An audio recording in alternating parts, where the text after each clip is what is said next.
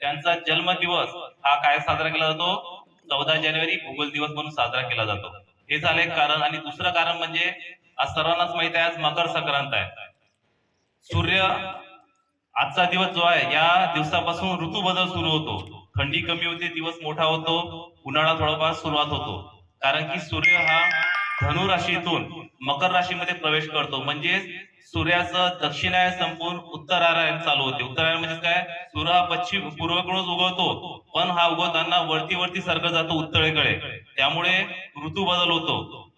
आणि या ऋतू बदलाचे काही वाईट परिणाम आपल्यावर होऊ नये म्हणून आजच्या दिवशी काय खाल्लं जाते?